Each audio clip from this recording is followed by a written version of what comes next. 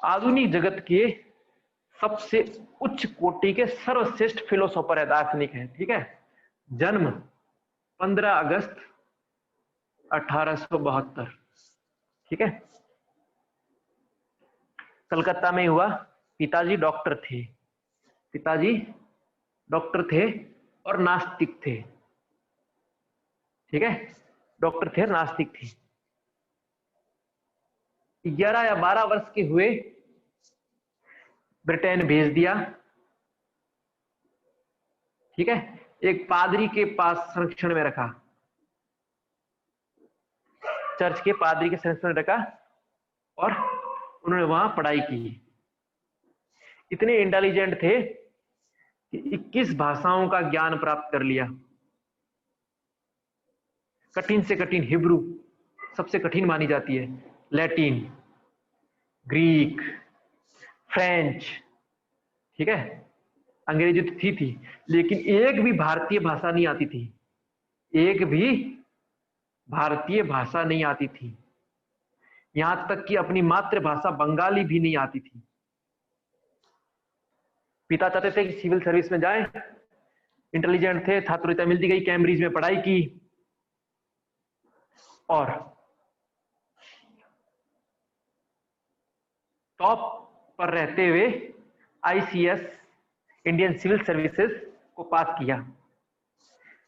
उससे विपरीत श्री अरविंद एक और चल रहा था। यह अध्ययन में इतना आगे था, वो श्री अरविंद श्यामजी कृष्ण वर्मा, वीर सावरकर, मैडम बीकाजी कामा इत्यादि महान पुरुष ब्रिटेन में उनके घर में रहते हुए भारतीयों को छात्रवृत्ति देकर ब्रिटेन पढ़ाते थे और वहां पर क्रांति के लिए उन्हें तैयार करते थे। उनमें से एक श्री अरविंद भी थे और इन लोगों ने रक्त से हस्ताक्षर किया और लिखा, हम अपना पूरा जीवन भारत राष्ट्र को स्वतंत्र कराने में लगे, उसके अलावा हम अपना जीवन का और कोई ध्येय नहीं रखेंगे। तो उन प्रमुख लोगों में से एक है, उनमें मदन लाल ढींगरा आदि लोग भी थे। ठीक है, वहां पर किया और 1893 में आते आते इनकी शिक्षा सब पूरी हो गई। आईसीएस में टॉप किया, लेकिन घुड़सवारी में जानबूझ के फेल हो गए, क्योंकि पता है यदि मैं घुड़सवारी में पास हो गया तो मुझे नौकरी करनी, और अंग्रेजों की नौकरी करेंगे तो फिर वही, तो ये नौकरी नहीं करनी है। इतने विद्वान थे कि पूरे ब्रिटेन जानता था।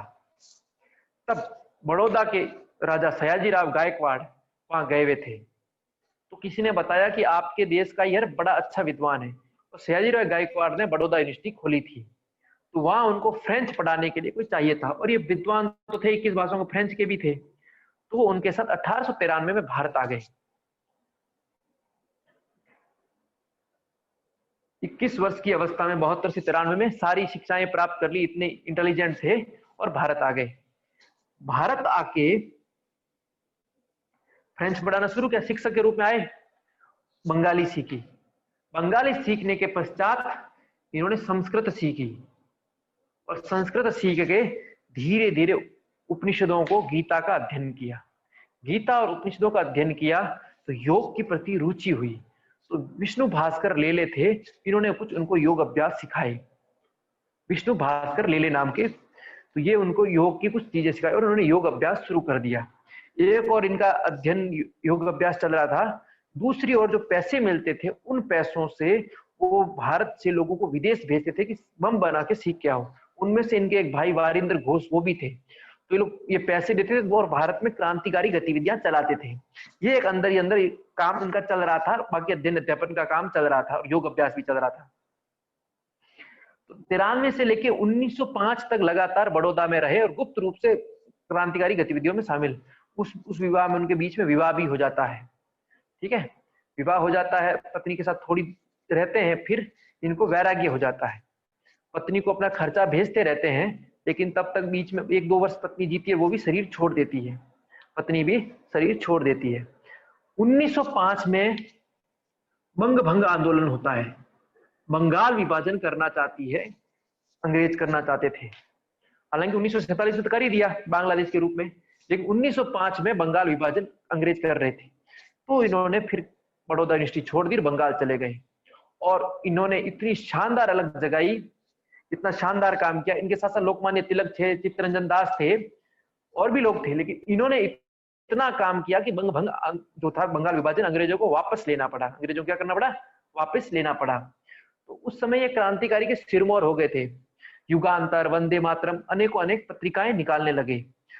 वो पत्रिकाएं, उस समय अमेरिका का राष्ट्रपति था आइजनहोवर था, कोई नाम मैं भूल गया, ठीक है, या जॉन डिक्सन था या आइजनहोवर। तो अमेरिका का राष्ट्रपति वो इनकी प्रतियां मंगाता था। इतनी फिलोसॉफिकल होती थी और सारी की सारी राष्ट्र को स्वतंत्र कराने में अंग्रेजों को पसीने छूट जाते थे कि इनके ऊपर आरोप दर्ज कराने में।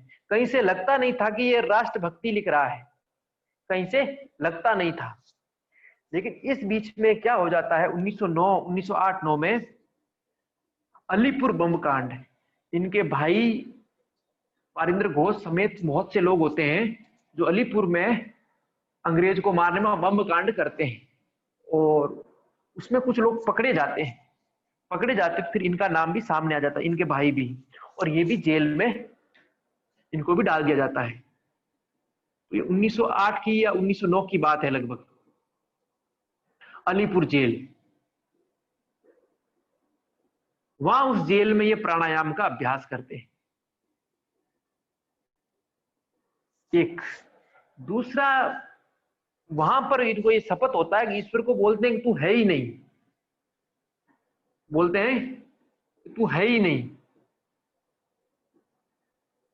और यदि तू है तो मैं तुम्हें पाकर रहूंगा, मैं तुम्हें पाकर रहूंगा।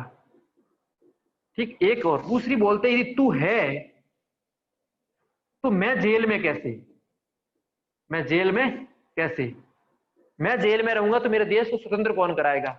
मतलब इस आत्मविश्वास देखो कि मेरे अलावा काम कर कौन सकता है, और मैं जेल में, इसका मतलब तू है ही नहीं, तू न्यायकारी, तो मुझे जेल में कैसे, मैं तो पवित्र कर्तव्य कर रहा हूं। और 5-5 घंटे वो जेल में प्राणायाम करते हैं, वकील करते हैं, बुलाते हैं, अपना केस की पैरवी करते हैं। तो भगवान श्री कृष्ण आके बोलते हैं तू कुछ मत कर, तू मेरे को समर्पण कर, मैं तुम्हें अपने आप बाहर निकालूंगा, और मैं कहता हूं वो कर। उन्होंने वो झूठ है ही नहीं, मना कर देता कि भगवान हो ही नहीं, तुम मुझे डिगा रहे हो, भटका रहे हो मेरे उद्देश्य से, ऐसा बोल के भगवान को धुतकार देते हैं, कृष्ण भगवान को। और वकील के साथ न्यायालय में पेश होते हैं। जब न्यायालय में जाते हैं तो केस हार जाते हैं, केस हार जाते हैं, वकील का कोई, लेकिन तब वो एक घटना देखते हैं, हारने के बाद वो न्यायाधीश में, जज में भी भगवान कृष्ण दिखने लग जाते हैं उनमें। फिर जो अंग्रेज सिपाही है उसमें भी कृष्ण दिखाई दे रहे हैं, और जो भी वहां न्यायालय में सब वो कृष्ण ही कृष्ण दिखाई दे रहे हैं। फिर वापस आते हैं, देखते जेलर, जेल में जितने सब कृष्ण कृष्ण। फिर भगवान कृष्ण बोलते हैं तू मुझे अपने आप को सौंप दे, ठीक है, मैं तेरे लिए वकील सब कर दूंगा। और तब ये थोड़ा विश्वास करते हैं, पूरा विश्वास नहीं करते हैं भगवान पे, कुछ विश्वास करते हैं। और उस श्री अरविंद का केस चित्तरंजन दास तैयार करते हैं। कांग्रेस के बहुत बड़ा नेता हैं, एक समय कांग्रेस के राष्ट्रीय अध्यक्ष भी रह चुके हैं, और सुभाष चंद्र बोस के राजनीतिक गुरु, भारत के बहुत बड़े वकील माने जाते हैं। और भारतीय इतिहास के 3 बहुत बड़े केस हैं, एक लोकमान्य तिलक का, दूसरा चित्तरंजन दास जी का, और तीसरा सरदार पटेल का। इनका बारदोली का है, इनका खुद का है। और चित्तरंजन दास, इन दोनों का खुद का केस है, लेकिन चित्तरंजन दास श्री अरविंद के केस को, और उस केस को लड़ने में अपना सारी प्रॉपर्टी जितनी सब कुछ है सब बेच देते हैं, कुछ नहीं रखते, और उस केस की तैयारी करते हैं, अपना सब कुछ बेच के उस केस की तैयारी करते हैं, और ऐसा केस लड़ते हैं न्यायालय में। सारे जितने थे सबको कम से कम उम्र कैद हुई, नॉर्मल भी थोड़ा भी साथ में था, बिल्कुल अनजान रूप से भी, तो उसको भी 10 वर्ष की सजा, और 2-3 को फांसी की सजा, इनके भाई को उम्र कैद, और इनको न्यायालय को निर्दोष साबित करके बरी करना पड़ा। इतना सुंदर केस चित्तरंजन दास ने लड़ा। तो भगवान कृष्ण ने ही सब किया। ये बाहर आए, चित्तरंजन दास जी के पास जो कुछ बचा था उनके बाहर आने की खुशी में लुटा दिया। ठीक है, वो कंगाल हो गए, बाहर आए, फिर अपना करने लग गए। भगवान ने बोला यहां से छोड़ दो, पांडिचेरी चले जाओ। फिर नहीं गए, वर्ष भर बीत गया। अब ये 2 पत्रिका लिख रहे थे, उनमें से एक पत्रिका भगिनी निवेदिता अपने नाम से लिखती थी। ठीक है, अब ज्यों ही पुलिस ने गिरफ्तार करने वाली थी, ये चीज भगिनी निवेदिता को पता चल गई। भगिनी निवेदिता, उससे पहले रात में भगवान कहते हैं कि मैंने देखो तेरे व्यवस्था कर दी, तू निकल यहां से, दक्षिण की ओर जा। फिर तब कहते हैं, तब निवेदिता आती है, बोले कल आपको गिरफ्तार कर लेगी, आप मेरे साथ चलो। भगिनी निवेदिता को भगवान प्रेरणा देते हैं और भगिनी निवेदिता नाव में बैठा से बंगाल से उनको पांडिचेरी भेज देती है। ये काम भगिनी निवेदिता करती है और वो पांडिचेरी आ जाते हैं। 1910 के लगभग वो पांडिचेरी आ जाते हैं, 10-11 में। वहां आके इनके आवास की व्यवस्था भी हो जाती है, दक्षिण के क्रांतिकारी इनसे मिलते रहते हैं। ठीक है, अब पांडिचेरी में अंग्रेज नहीं आ सकते क्योंकि वो इलाका फ्रांसीसियों का था। किनका था? फ्रांसीसियों का था। हालांकि अंग्रेजों ने खूब इनके विरुद्ध षड्यंत्र करे, सब कुछ किया, लेकिन कोई कुछ कर नहीं पाया क्योंकि सिद्ध नहीं हुआ और ये अपनी साधना में लग गए। और लगभग साधना करते करते 1926 का दिन आया। 24 नवंबर 1926 को दिन, उसको तब इनको पूर्ण योग की सिद्धि प्राप्त हुई। पूर्ण योग की सिद्धि। तब से ये एकांत में चले गए, मौन में। 1950 तक एकांत में ही रहे। उससे पहले फिर भी मिलते थे। ठीक है, उससे पहले फिर भी मिलते थे। तब फिर उन्होंने पत्रिकाएं निकाली, लेख लिखे, रचनाएं इनकी चलती रहती थी। लोग आते थे, बहुत खास लोग आ गए, उनसे मिल लिए, जैसे उनके स्टूडेंट पढ़ाए हुए। तो ठीक है, माणिक्य, मुंशीलाल वर्मा, 2-4 थे। 1920 में संघ के सरस संचालक हेडगेवार जी भी इनसे मिलने गए थे कि आप आइए कांग्रेस की कमान संभालिए, क्योंकि लोकमान्य तिलक शरीर छोड़ चुके थे। तब ये मना कर देते हैं और हेडगेवार जी को मंत्र दीक्षा देते हैं, गुरु मंत्र देते हैं। जो संघ का पौधा आज फल फूल रहा है, उनमें इन्हीं की बड़ी भूमिका है। इस प्रकार श्री अरविंद पूर्ण योग की सिद्धि 1926 में प्राप्त कर देते हैं और धरती पर स्वर्ग का अवतरण, धरती पर स्वर्ग का अवतरण। दूसरा, अतिमानस का अवतरण, अतिमानस का अवतरण। ये 2 इनसे जुड़ी हुई चीजें याद रखना। मनुष्य मात्र के अंदर अतिमानस, इनका योग पूर्ण योग कहलाता है। क्या कहलाता है? पूर्ण योग, इंटीग्रल योगा, इंटीग्रल योगा। अतिमानस का अवतरण, इन्होंने अपने भीतर ईश्वर को उतारा, अपने भीतर ईश्वरत्व को सिद्ध किया और अपनी सारी शक्ति श्री मां को दे दी। श्री मां ना खाती थी, ना पीती थी, ना सोती थी। ये योग का पूर्ण प्रभाव था। श्री मां कहती है श्री अरविंद के बारे में, 2 ही कहती है। समुद्र में भयंकर तूफान था, पूरी पांडिचेरी में भयंकर बरसात, समुद्र की लहरें, क्योंकि इनका आश्रम जस्ट समुद्र के किनारे ही है। ठीक है, तो इनकी खिड़की खिली थी, तो श्री मां दौड़ के आई कि श्री अरविंद को कहीं डिस्टर्ब ना हो जाए। तो श्री मां देखती है एक भी खिड़की हिल नहीं रही है, मतलब प्रकृति भी इन्हें डिस्टर्ब नहीं करती है। प्रकृति भी इन्हें, इतना प्रकृति पर इनका नियंत्रण हो गया कि पूरी पांडिचेरी की समुद्र की लहरें तक आ रही थी, भयंकर तूफान, लेकिन इनकी खिड़की हिल तक नहीं रही थी, इतनी शांति। तो श्री मां स्तब्ध रह गई। ये स्तर था श्री अरविंद के योग का। ठीक है, श्री अरविंद के योग का ये स्तर था कि प्रकृति पर भी पूर्ण नियंत्रण, प्रकृति भी इनको डिस्टर्ब नहीं करती थी। 12 से 6 तक ये उनका सोने का समय था, बाकी 5-6 घंटे लिखते थे डेली, 5 से 6 घंटे लिखते थे। उसमें योग साधकों के या क्रांतिकारी उनसे संबंधित लेटर भी लिखते थे, पत्र आया तो वापस जवाब देना, पुस्तक भी लिखना, और बाकी समय अपनी साधना में लगाते थे। बाकी समय में अपनी साधना में जो जो भविष्यवाणियां की, सारी की सारी सच हुई। ठीक है, सारी की सारी सच हुई। बस एक भविष्यवाणी पूर्ण नहीं हो पाई, वो अखंड भारत की स्वतंत्रता की।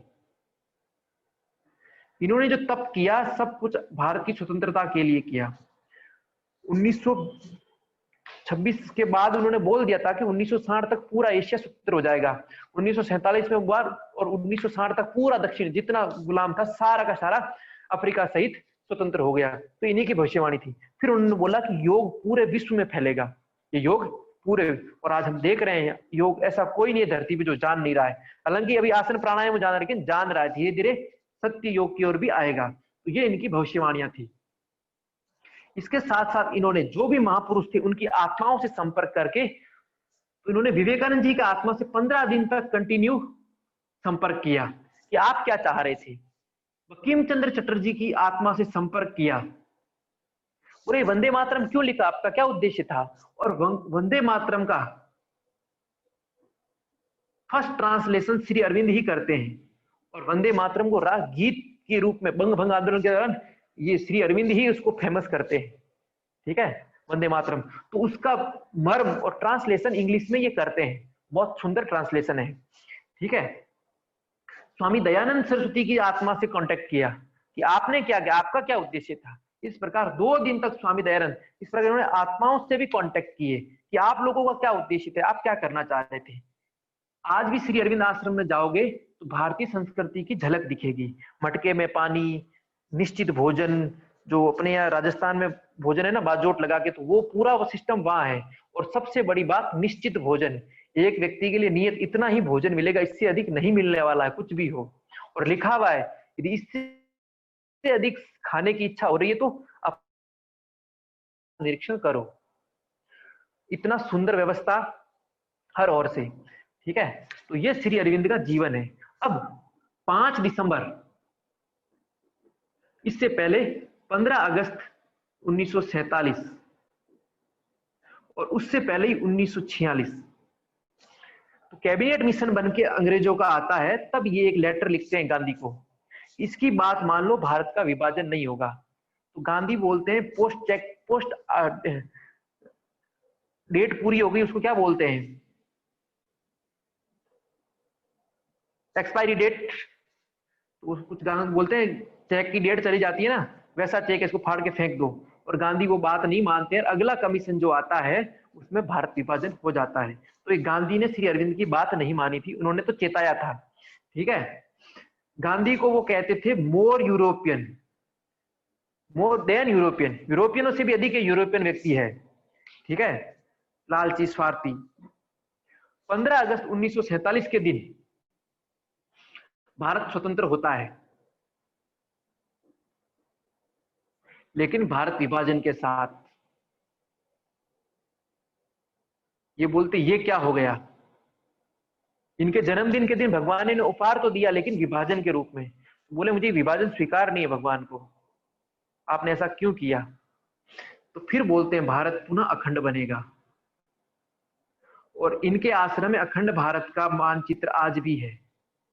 इंदिरा गांधी गई थी अखंड मानचित्र खरीदने के लिए कि मिटा दूं उसको। ठीक है, श्री मां को खूब ऑफर दिया, श्री मां ने मना कर दिया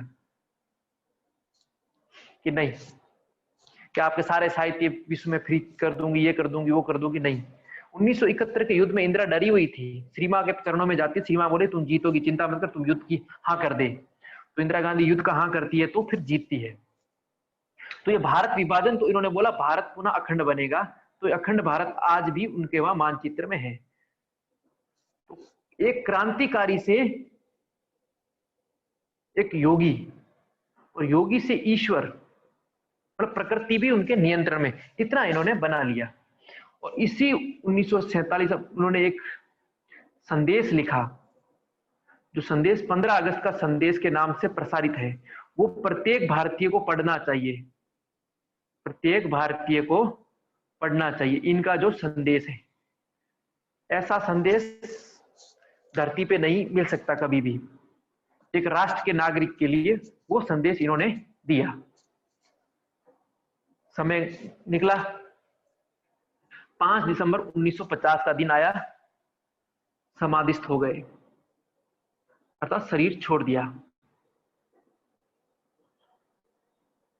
5 दिसंबर से लेके 9 दिसंबर तक इनके शरीर से गोल्डन रेल्स निकल रही थी।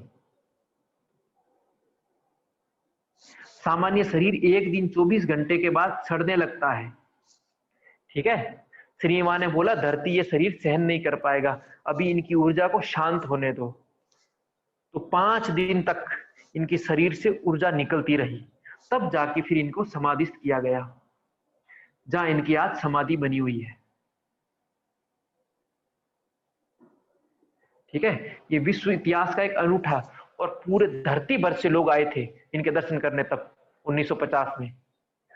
5 दिनों तक लगातार बहुत लोग आए, बहुत, ठीक है। तो ये इन्होंने यहाँ शरीर छोड़ दिया। इस प्रकार ये श्री अरविंद का पूरा जीवन। अब इनकी रचनाएं, इनकी जो सबसे अच्छी रचना है वो हम लोगों को तो समझ में नहीं आने वाली है, लेकिन फिर भी कभी किसी का पढ़ने का मन करे तो वो सावित्री। ये इंग्लिश में पोइट है, इंग्लिश का महाकाव्य है। कहाँ हुआ सर इनका निर्माण? पांडिचेरी में, वही श्री अरविंद आश्रम में, ठीक है। इंग्लिश की पोएम है सावित्री। सावित्री कौन सी? सत्यवान सावित्री, उसी संस्कृति सावित्री। तो वो उन पर लिखते हैं, बहुत सुंदर, काफी बड़ी कविता है। हिंदी अनुवाद करने वाले ने भी काफी क्लिष्ट इंग्लिश, इनकी इंग्लिश भी बहुत क्लिष्ट है। इनकी इंग्लिश समझना भी अपने आप में बहुत बड़ी बात है, और इन्होंने इंग्लिश को देव भाषा बना दी। इन्होंने अपनी सारी रचना इंग्लिश में लिखी, लेकिन संस्कृत पे बहुत जोर देते थे, संस्कृत पर बहुत जोर देते थे। और आज इनका आश्रम संस्कृत पढ़ा भी रहा है, संस्कृत में पुस्तकें भी छाप रहा है, सब कुछ कर रहा है, ठीक है। सावित्री के बाद इन्होंने दिव्य जीवन लिखी, डिवाइन लाइफ, दिव्य जीवन, ठीक है, डिवाइन लाइफ। फिर वेद रहस्य लिखे, secret of Vedas, secret of Vedas volume 1 volume 2। फिर गीता मैनेजमेंट, फिर लेटर्स ऑन महाभारत, ठीक है, लेटर्स ऑन महाभारत, और लेटर्स ऑन योग, लेटर्स ऑन योग, और योग समन्वय, synthesis of yoga, synthesis of yoga, योग समन्वय। इस प्रकार इन्होंने इतने सारे बुक्स लिखी, योग समन्वय, लेटर्स ऑन योगा,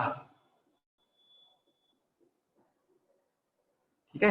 वेद रहस्य भाग 1 भाग 2, डिवाइन लाइफ, सावित्री जो सबसे प्रमुख महाकाव्य ग्रंथ है, ठीक है। Essays on Mahabharata, Gita management, इस तरह काफी सारी पुस्तकें लिखी। ये श्री अरविंद का जीवन परिचय था। इनका योग इंटीग्रल योग, पूर्ण योग, ठीक है। और इनकी योग की विशेषता थी समर्पण और अभिप्सा, सरेंडर टू गॉड, ठीक है, और उन्हें प्राप्त करने की तीव्र इच्छा, उत्कट इच्छा, बहुत अधिक इच्छा को अभिप्सा कहते हैं। तो इसी पे ये बोले श्रद्धा बढ़ाओ, लेकिन श्रद्धा के साथ साथ समर्पण को अत्यधिक बढ़ाओ, तो ईश्वर अपने हाथ में ले लेगा, और उसको पाने की तीव्र इच्छा करो, उत्कंठ इच्छा, तीव्र इच्छा, ठीक है।